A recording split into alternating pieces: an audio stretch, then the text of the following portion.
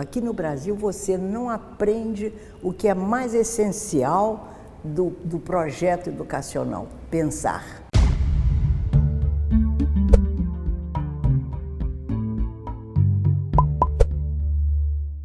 Olá, eu estou aqui com a escritora Nélida Pinhon, que conversará conosco aqui na belíssima sede da Academia Brasileira de Letras. Olá, Nélida, obrigado por nos receber aqui. Muito prazer receber você, a equipe e as ideias de vocês. Começando, Nélida, acho que a qualidade da literatura brasileira está acima de qualquer dúvida. Temos grandes escritores hoje e no passado. Porém, eu consigo perceber também que talvez não se tenha gerado uma cultura de leitura na população brasileira. E eu não me refiro aqui apenas às pessoas em situação mais vulnerável. A classe média no Brasil lê pouco. Quais seriam as razões para isso? Temos razões preliminares, né? Sim, claro. Quase fundacionais, né? O Brasil foi se constituindo uma sociedade que deu muito pouca importância à cultura. E digo cultura canônica, normativa, né? Porque a cultura se fazia independente dos poderes, né? Dos desígnios oficiais. E a par dessa cultura, que era pouco considerada, que está tão vinculada ao livro, né? À criação literária, no caso, né? Também a educação, então, era um desastre, como continua sendo muito precária. O que você aprende aqui no Brasil é tudo pela metade. Aqui no Brasil você não aprende o que é mais essencial do projeto educacional, pensar. Ouvir, pensar, responder, contestar, buscar uma mínima soberania das ideias. Portanto, coloquemos desse jeito. A sociedade brasileira não tem apreço pela cultura sob forma oficial, que é o livro, por exemplo, e não tem formação educacional para poder ler, para poder entender o que você lê, porque não adianta ser só ler, você aprendeu a ler. Você tem que entender as nuances, os matizes que estão contidos no livro. Isso posto, podemos avançar. É uma sociedade que, de algum modo, disfarçou suas precariedades imitando. É uma sociedade dada a imitações. Imitou os modismos que vinham do exterior. Nós crescemos muito, aprendemos muita coisa importante, sem dúvida, aportando coisas para o Brasil. E somos excessivamente vulneráveis às modas estrangeiras. O que vem de fora, automaticamente, tem um valor que desvaloriza o que é produzido aqui dentro. Então, nós somos seres cindidos, divididos. Nós nos cremos fantásticos, maravilhosos, porque apreciamos uma cultura que vem de fora. Portanto, temos valor para validar o que é de fora. Mas nós não nos damos conta que, ao abraçarmos o que vem de fora, nós não temos como criar contraste entre o que vem de fora e o que nós temos, porque temos pouco, nós não lemos. Então, eu diria que nós somos excessivamente colonizados. E como quebrar, ou tentar quebrar essa tradição, essa herança, seria uma missão do sistema de ensino fundamental e médio, pais e mães em casa, lendo ao lado de suas filhas e filhos? Como tentar quebrar essa perversa... Bom, nós temos que trabalhar, penso eu, é um ponto de vista, né? Sim. Que posso também, eu gosto muito de tudo que eu digo, eu gosto que saiba que eu posso revalidar e remanejar minhas ideias, porque eu sou muito sensível à reflexão. Então, o sistema terá que ser revigorado, terá que ser refeito. E como é que você pode também fortalecer o sistema educacional para criancinhas que não têm casa? Não tem um cantinho de seu, como dizia a Virginia Woolf, um quarto de si, que a mulher precisava ter um quarto só para ela pensar e para escrever e para ler. E isso se espalha para a humanidade, esse mesmo direito. Então, uma criança brasileira não tem lugar onde ler.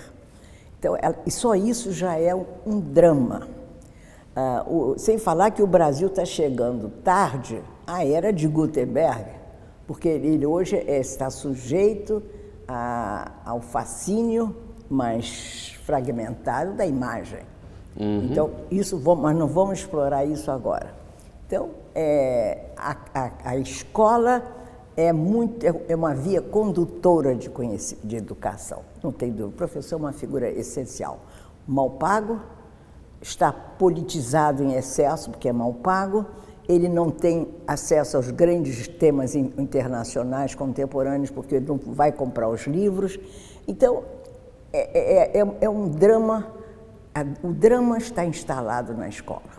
Então, os pais deveriam falar da literatura como um bem almejado, como uma parte assim de alguma coisa que eu quero que meu filho... No Brasil, que você quer que seu filho ganhe uma bola, seja jogador de futebol. E eu não estou desfazendo o mérito do jogador de futebol, não estou. Mas não pode ser o único objetivo da vida de um brasileiro. O brasileiro não tem, portanto, esse impulso para pensar de forma sistemática, de forma não objetiva não, subjetiva no objetivo. Então, tudo isso, querido, é um empecilho. Então, teria que haver, por assim dizer, uma revolução social no sentido de infundir ânimo de conhecimento às pessoas. É preciso que os jovens saibam ou venham aprender que os saberes são uma maravilha. Saber projeta você para alto, torna você uma pessoa fascinante, mesmo você velhinha. Eu sou uma mulher interessante. Por quê? Porque eu sei, porque eu acumulo saberes. Então, de repente, eu me lembro, eu vejo às vezes, em certas viagens, eu peço uma cadeira de rodas que me facilita muito, porque são longos trajetos. E eu percebo um preconceito extraordinário. Quando não me reconhecem, me tratam, não é que me idiotizem, mas me infantilizam. Sim. Porque eu tenho idade e estou sentado numa cadeira de rodas. Eu deixo. Aí sabe o que eu faço? Exatamente essa revolução que temos que fazer. Eu começo a falar bem, de propósito. Começo a demonstrar uma inquietação desnecessária naquele momento, porque eu estou ansiosa para lhes dar uma lição. De repente, aqueles jovens olham para mim e dizem, opa, quem é essa mulher que sabe mais do que eu? Muda todo o sistema. Então, com isso eu quero dizer que quando você tem saber, nós temos que provar aos jovens brasileiros todos, quando você sabe, você é uma pessoa muito mais interessante. Eu digo brincando, eroticamente, você é mais interessante, porque de que vale tantas prendas físicas se você não sabe falar? É uma coisa chatérrima, vale para um momento, mas na hora do cigarro, como diziam antigamente, 5 minutos depois, você está com um tolo ou uma tola ao seu lado. Não é isso que você quer na vida. Você quer pessoas ao seu lado que te estimulem a ver o mundo de uma maneira dilatada, através do viés da imaginação. Você mencionou, Nélida, há pouco, a dificuldade que até mesmo os professores têm na compra de livros talvez seja um problema mais geral da população brasileira, uma vez que considera-se que, relativamente a outros países, o livro no Brasil é muito caro. Não precisamos ir para a Europa, na Argentina, os livros são muito mais baratos e, portanto, tornam-se muito mais próximos das pessoas. Uma alternativa aos livros seria um espalhamento maior das bibliotecas. Mas essas são poucas e, de vez em quando, uma biblioteca como a Biblioteca Comunitária Nélida Pinhon fecha. Pois é. É um problema, mesmo para as pessoas que querem ou gostariam de ter um acesso maior aos livros, essa falta de condições para tal? Estou totalmente de acordo, mas me permita rebobinar. Sim.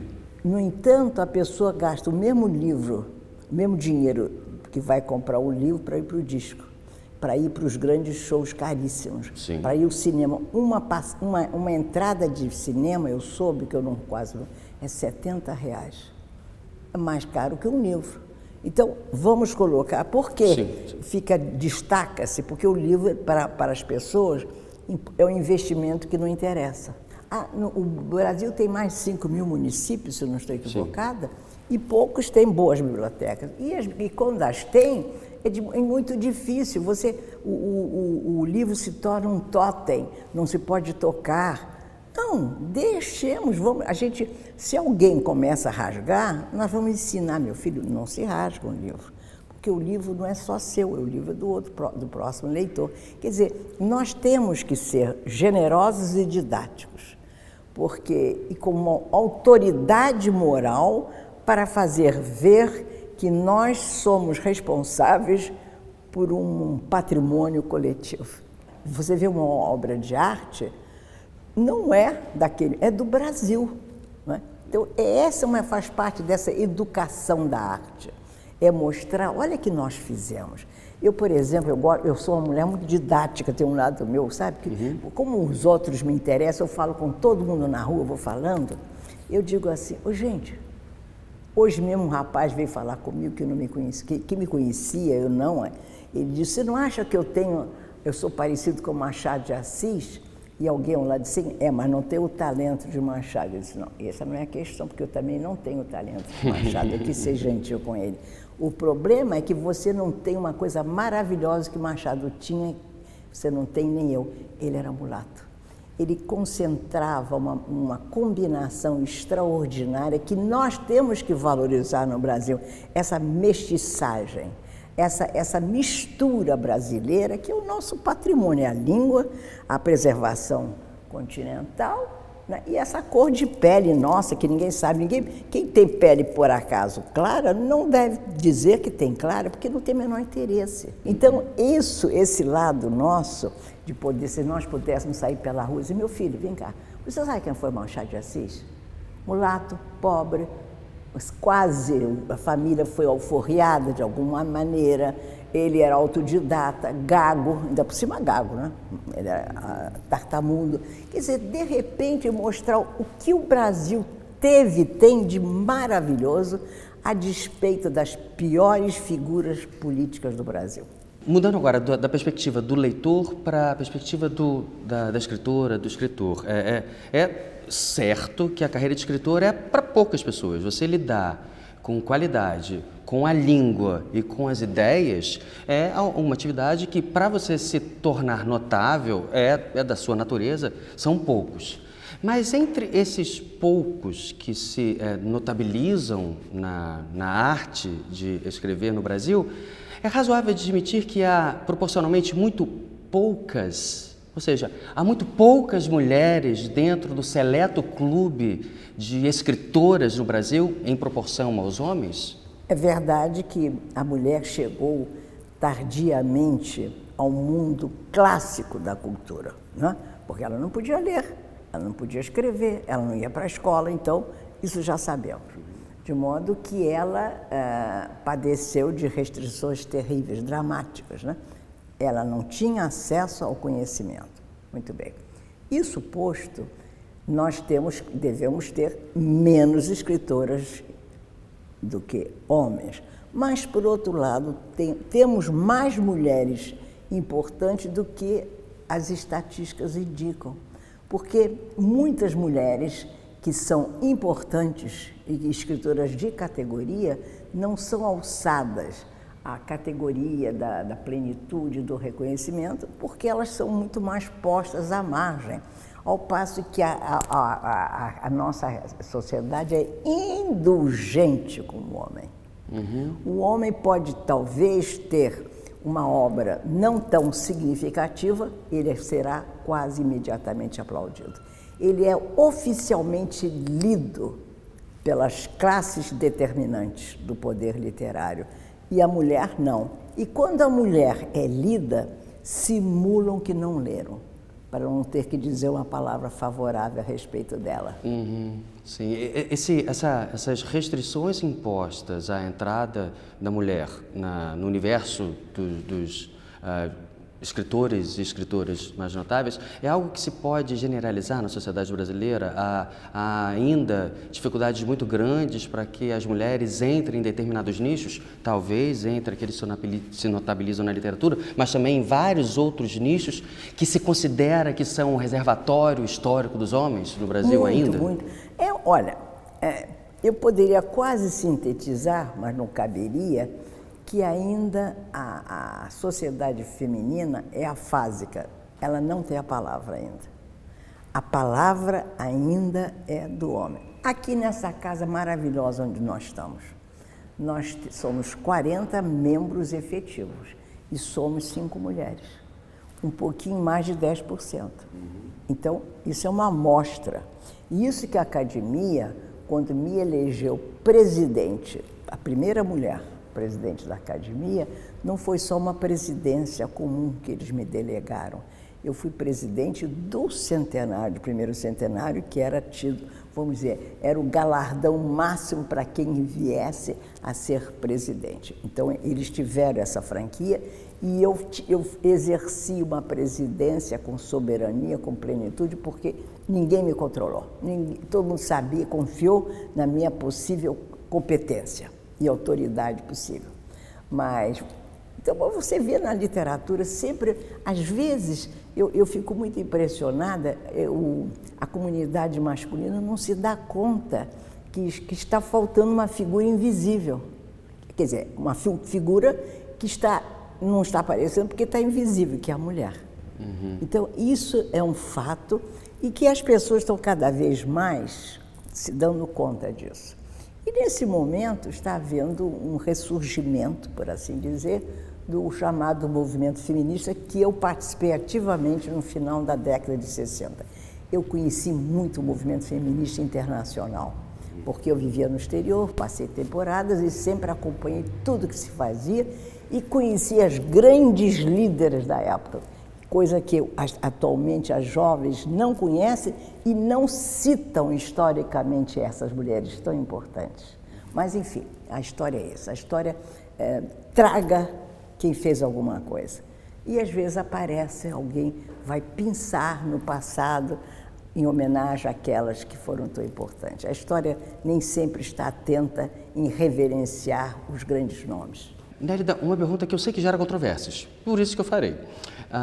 É possível afirmar que algumas línguas, alguns idiomas, inclusive o português, são machistas? Eu tento esclarecer a minha pergunta. A ideia de que os plurais são machistas. Um caso pessoal, que eu tenho 2 filhas, uma delas aos 4 anos de idade, junto com um amiguinho da mesma idade, ia se machucar porque estava se dirigindo para um lugar perigoso.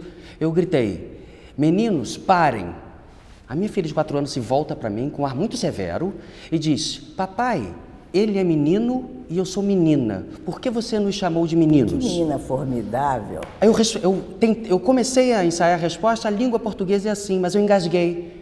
Será que ela deveria ser assim? Será que os plurais masculinos, quando nós nos referimos a coisas gerais, em várias línguas, o pronome que nós utilizamos normalmente é flexionado no masculino? É uma preocupação que eu percebo, Nélida, e eu não sei se você concorda comigo, pelo menos desde a década de 90, na Europa, desde os acadêmicos principalmente, na Europa, na América do Norte, incluído o Canadá, Austrália, Nova Zelândia. Eu acompanhei isso de perto. As pessoas agora buscam escrever capítulos inteiros em que o pronome é feminino em todo o texto. Eu não vejo isso no Brasil ainda. A língua portuguesa é machista nesse sentido e nós nem lutamos contra isso? Eu achei muito interessante da sua menina. Que beleza essa menina de 4 anos. Mas olha que eu sou uma feminista histórica, muito consciente, muito atenta. Mas eu não saberia lidar com firmeza sobre esse tema. Isto é, no caso específico. Primeiro, era uma emergência. Você não ia ter tempo de dizer, menina, meninos. Bom, eu acho que às vezes o que não é por aí que nós vamos fortalecer a mulher. Eu não creio que você devesse dizer, menina, meninos, não. Eu acho que você fez bem. Meninos, ou então crianças. Ela me falou isso, Nélida. Ela falou, papai, fale crianças. Mas como é que você na hora ia pensar nisso? Talvez tenhamos que nos educar em buscar fórmulas redentoras que regenerem a sociedade. Mas, de outro lado, o que nós temos que fazer, é você, no seu casulo social, na sua família, é reforçar essa menina. Falar para os seus meninos, olha, eu fiz isso, isso, isso, e a nossa menina fez isso. Elogiar como ela despertou em você a consciência de tal forma que você me trouxe o problema. Entendeu? Para que nós possamos todos pensar. Agora, há de chegar um momento que as soluções virão sem esses interregnos assim. Você já pensou se nós vamos falar assim, nosso OAS no cotidiano? Não dá. Sejamos realistas, não vai dar. Por exemplo, no outro dia me pedem muito artigos e crônicas para o exterior que eu escrevo. Eu sou inclusive tenho uma crônica mensal no ABC, eu escrevo muito pelo país, enfim, escrevo muito para o exterior. Então, não sei como foi, eu tinha que falar alguma coisa assim, nosso.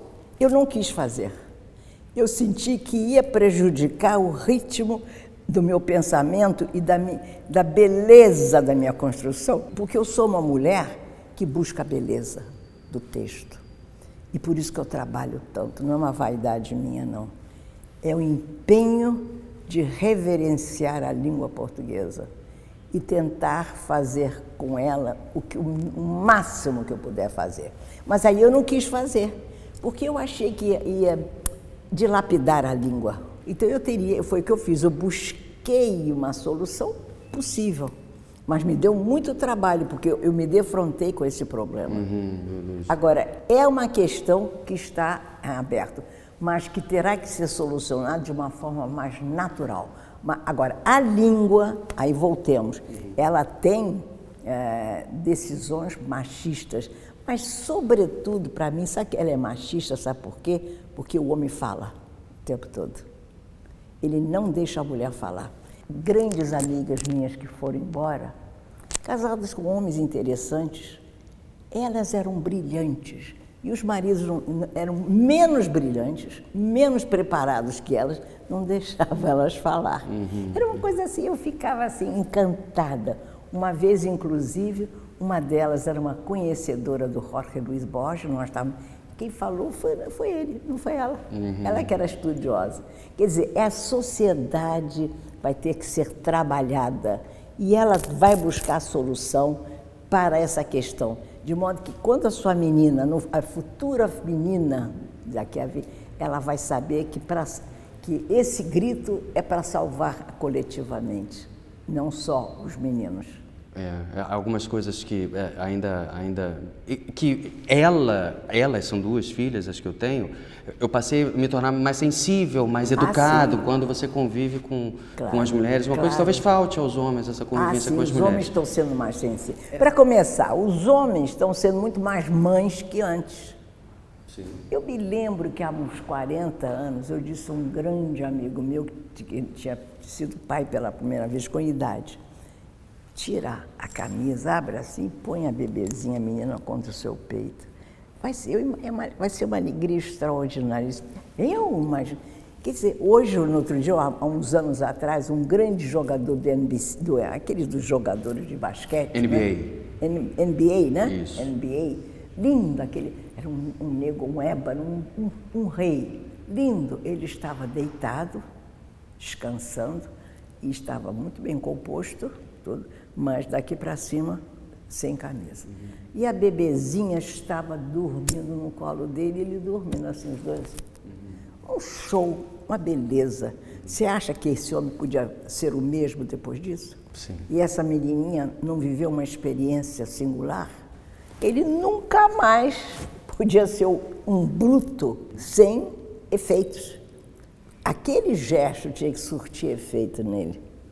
Sim, claro. É que a vida cobra consequências, cobra câmbios, cobra mudanças sociais.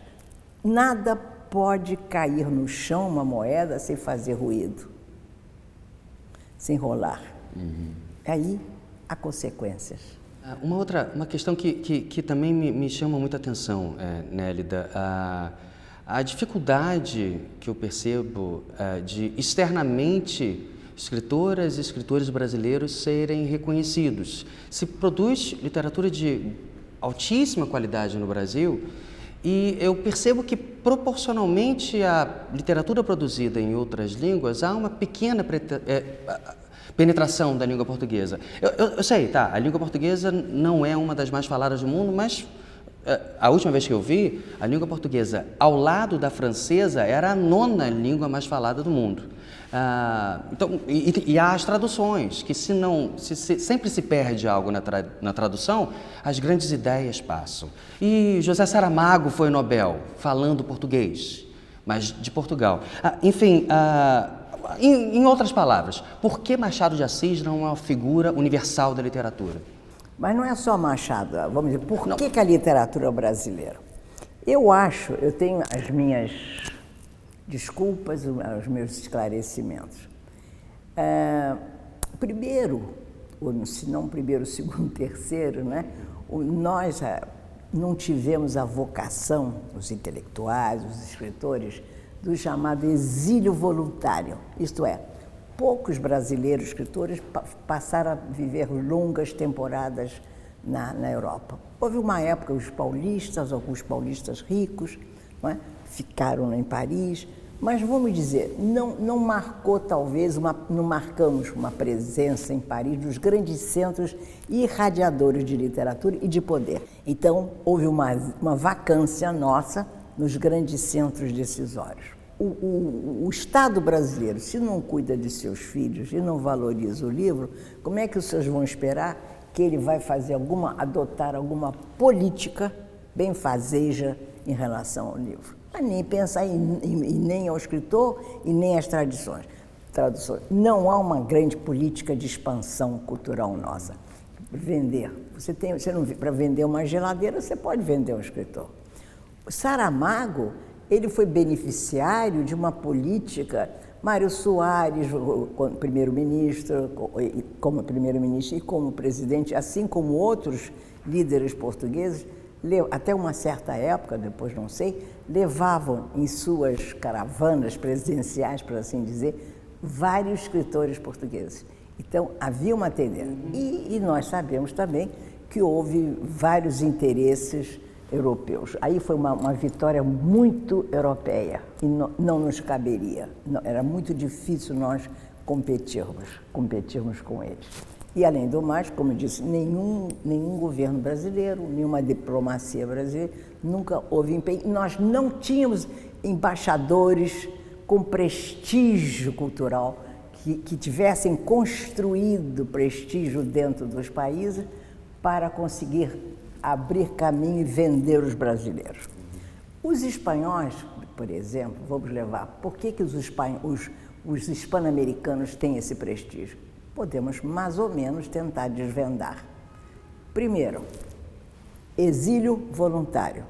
Grandes hispanos sabiam que seus países eram muito pequenos e que não tinham chance de prosperar.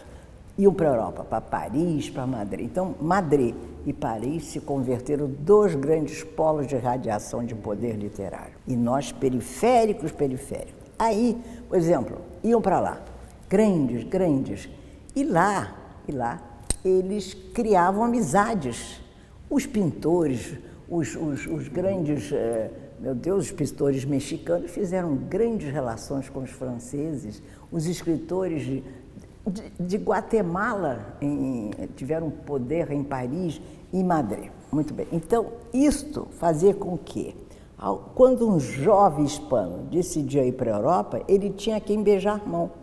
Ele ia buscar aquele compatriota dele que tinha prestígio e que o levava a conhecer todos. Então, isso era uma malha de poder. Uhum. Para lhe dar uma ideia, quando houve a Guerra Civil Espanhola, de 36 a 39, criou-se o que se chamou a Espanha Peregrina, né? Então, nós temos a Espanha Peregrina e, antes disso, nós tínhamos uma ponte pêncil entre os países hispanos e Europa. A ponte estava pêncil sempre. E aí, com a Espanha Peregrina, deu-se o contrário. os grandes espanhóis sofrendo horror, expulsos, mais de 800 mil foram expulsos daquela guerra terrível, foram para a França, muitos, e de lá foram para outros lugares, para o México. O México chegou a abrir espaço para que os nacionalistas criassem a república. Houve uma república espanhola no México. Por isso que os espanhóis têm que tratar muito bem os mexicanos. Muito bem. Então, foram para os grandes departamentos norte-americanos, para as grandes editoras. Os hispanos foram para a Sur, o livro, foi tudo para Buenos Aires. Então, isso tudo criou um poder extraordinário. Sem falar que, por exemplo, a Espanha tem uma política que é visível nos dicionários, no Instituto Cervantes, que é uma maravilha, tanto que o Instituto Cervantes está vinculado ao Ministério de Relações Exteriores e não ao Ministério de Cultura. Por quê? Não sabia disso. Claro, é uma irradiação de poder. Uhum. E eu, no outro dia, estava pensando, eu disse, não, gente, vamos pensar. Há uma vocação que você vê refletida na RAE, na Real Academia Espanhola, né? E em todos os grandes institutos Cervantes, no sentido de promover a língua espanhola, entendeu? De tal forma que eu me lembrei de 1600 e tanto, o grande gramático Nebrija, ele dizia uma frase que para mim explica tanto ainda hoje. Aplicava-se naquele tempo e aplica-se hoje. Ele dizia o seguinte: para onde vai, segue a língua, segue o império. Tanto que eles têm um instituto que congrega todas as academias dos países hispano-americanos, apoiadíssimo pelos espanhóis. Nós temos alguma coisa? Não temos nada. Não temos. Eu tenho colegas queridos, escritores, que ficam todos, alguns felizes, porque um ou outro foi traduzido. Gente, eu ganhei todos os prêmios internacionais e nada adianta. Eu sou uma pessoa que eu sei o quanto eu lutei eu ajudei. Eu acho que eu ajudei muito em relação ao Machado de Assis, mas tudo com limites. Nós continuamos o quê? Periféricos, sabe? Meus grandes amigos europeus, norte-americanos, eu chego, né? E Brasil, eu sei que eu tenho que dizer o seguinte, falo 10 minutos no máximo. Depois disso, por favor, cancele, não precisa falar mais. O grau de interesse é reduzido.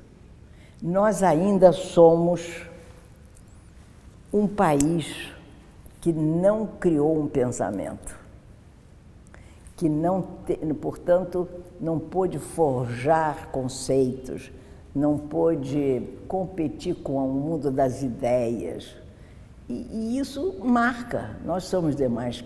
Eles não valorizam, eles valorizam o carnaval e o futebol, maravilhoso, mas em detrimento de alguma coisa que eles não conhecem.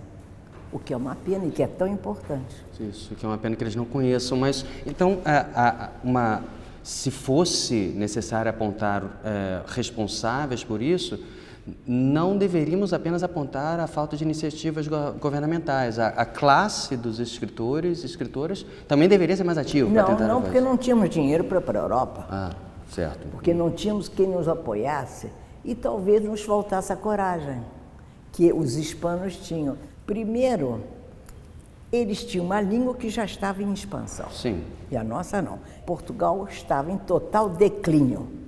Nós nascemos da grandeza de Portugal, mas depois Portugal caiu no declínio. Sim. E Espanha, apesar dos franceses dizerem, em relação à Espanha, dizendo assim, que depois dos Pirineus era, vamos dizer, como é que eles diziam a África? A África era depois dos Pirineus. Os franceses diziam com um desprezo total. Imagina o absurdo dos franceses dizerem isso de um país que lhes dera Picasso, que tinha gênios extraordinários, Cervantes, grandes músicos, grandes... Quer dizer, você vê como você pode ser vítima dos preconceitos e os preconceitos são prorrogáveis. Sim. E nós, brasileiros, somos vítimas de preconceitos. Eu vejo que quando eu falo muito, hoje eu tenho uma mulher com muitas relações, eles ficam impressionados como é que eu posso ter uma pequena culturazinha. Porque não era para ter.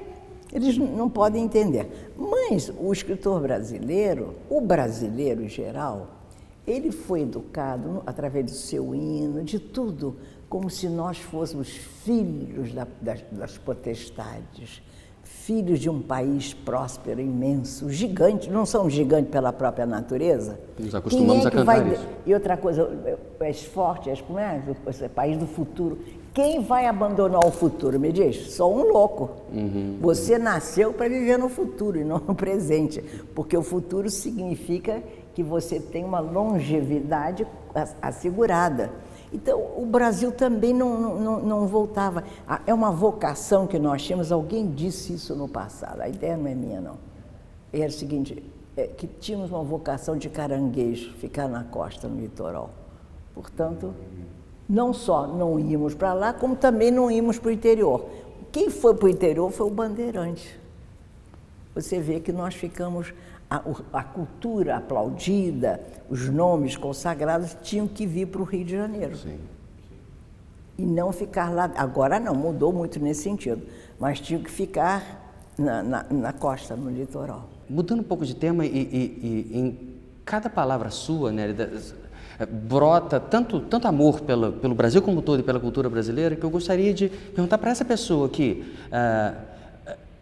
viveu fora, tem parte do coração galego por causa da sua experiência familiar e conhecido por todas até através da sua obra, que estudou fora, viveu fora, mas sente-se e proclama o tempo todo ser profundamente brasileiro. Uma carioca de Vila Isabel, terra de Noel Rosa, portanto também muito carioca nisso. Eu queria saber de você que tem na sua obra e em todas as suas declarações sempre um lugar muito especial para a pátria, para o Brasil, para a localidade, o Brasil como todo, especificamente a sua terra mais próxima. Como é que você vê essas terríveis denúncias, esses fatos que estão sendo apresentados a nós, de tanta corrupção em tantos ambientes diferentes, desde o nacional, passando pelo Estado e até a cidade, que aparentemente se generalizou em grande parte da classe próxima ao poder no Brasil?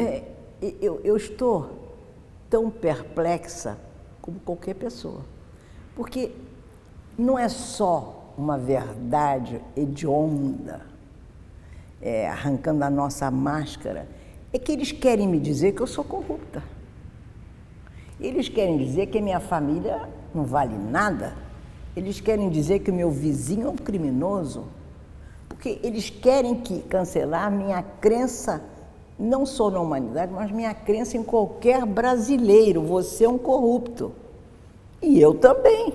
Então, isso, me parece, é um dano que não tem reparação tão cedo.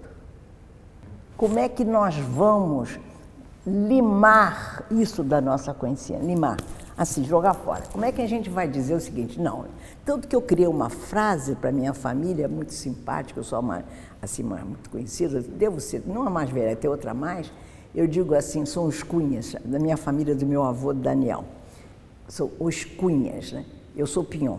Eles, olha, gente, na nossa família nós não temos delinquente, hein? Quer dizer, eu tenho que fazer disso um motivo de orgulho para ver se as pessoas se lembram disso. Mas isso, o que eu posso lhe dizer? Uns dizem, a verdade está vindo à tona, vamos lavar um território promíscuo, imundo, um lodaçal, mas será que nós vamos conseguir? Que preço nós vamos pagar para restaurar a nossa autoestima? Como é que nós vamos voltar a acreditar que as nossas utopias do passado eram possíveis? E como isso começou? Brasília? Brasília foi um transtorno terrível, eu acho. Acho que Brasília quebrou a coluna vertebral do Brasil, penso eu. Então... No sentido de se levar para longe de um grande centro populacional? Completamente. Deixou vácuos no poder, precisou criar uma falsa capital, como se ela já tivesse 200 anos, cedeu vantagens extraordinárias, ampliou as malhas do poder brasileiro. Os deputados, de repente, com aquela época e depois com os militares, para 500 e tanto. Cada deputado tem, sei lá, 60 ou 70. Ou seja, criou um império do qual o brasileiro foi expulso. Nós não somos de Brasília. Quem pensa que faz parte de Brasília está muito iludido. Brasília nos expulsou. Nós não temos o menor poder. Todas as ordens, todos os comandos, toda a legislação é feita, em geral, as decisórias paralelas, a revelia nossa, só beneficiando o nepotismo, as famílias poderosas, as fortunas que se fazem. Ninguém pensa no bem público. Porque, afinal, já pensou poder servir a um país? É uma coisa muito bonita, está certo você ser remunerado, mas, de repente, você vai para o poder público não para servir, mas para se locupletar. Isso já está automatizado, já está como que legitimado.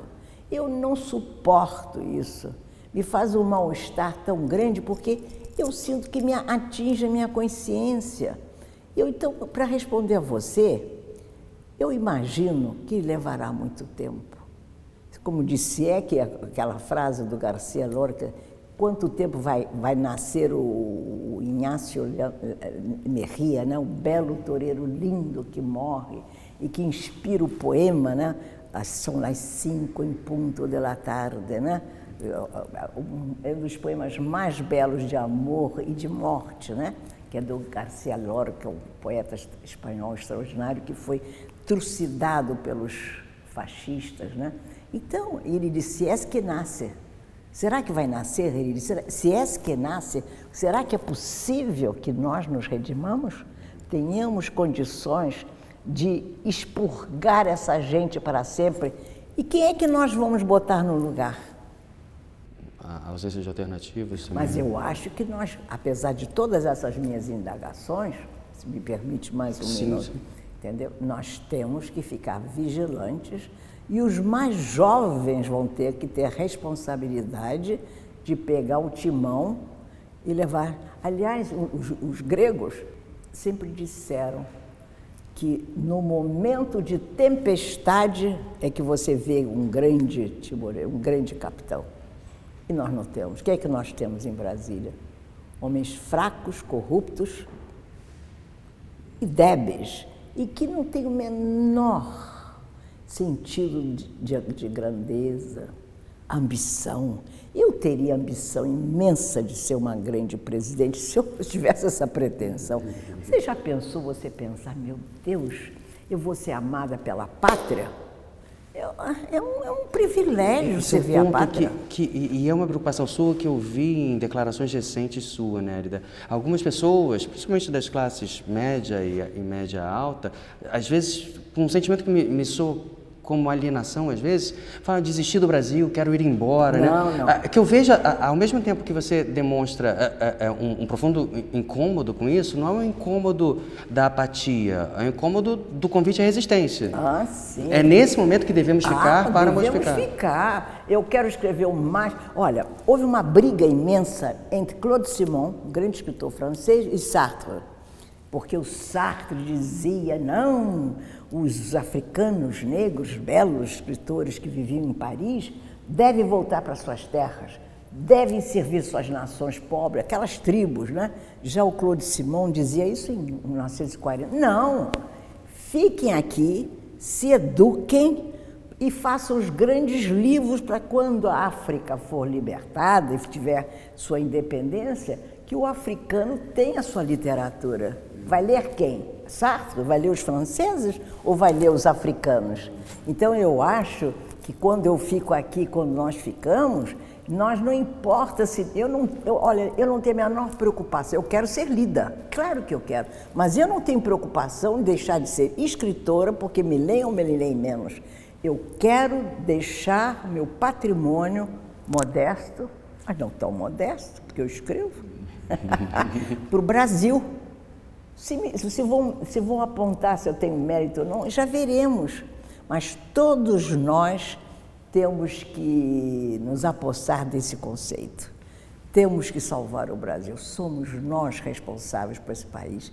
E um país que tem uma língua linda, tem um povo tão original, mas com grande grau de corrupção. Mas tem uma sensualidade bonita, tem música.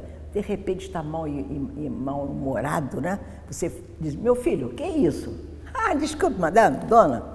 Num instantinho, eu então, que eu tenho uma naturalidade, eu ando escrevendo, eu vendo mal, no meio da rua, hoje mesmo, disse, vem cá, minha filha, vem cá, me ajuda. Ela olhou para mim espantada, como é que eu estava arrumadinha, né, bonitinha e tal. Ela veio me ajudar. Ela veio, não perguntou nada. Eu disse, vamos lá, meu querido, vamos embora. Aí eu falei, o que você está achando dessa obra aqui? Estragaram a Rio Branco por causa de um bondinho? Enfim, eu quero dizer com isso, nós temos grandes méritos, mas estamos muito sem educação, despreparados. Se você fala para um brasileiro assim, modesto, vem cá, meu filho, vamos comprar. Eu preciso de uma manteiga, 250 gramas, com sal. Eu quero 4, 5 elementos. Ele olha para você perplexo, ele está com incapacidade de organizar a mente para assimilar 5 itens. A incapacidade de formular ideias. E isso que nós temos que fazer, lutar para que possamos organizar as ideias e que tenhamos um vocabulário. Nós temos que falar essa língua. Se você não fala, você não tem o que dizer, não tem o que pensar. Nélida Pinhon, muito obrigado por ter Falei nos demais. recebido aqui. Não, foi ótimo, foi uma excelente entrevista. Muito obrigado.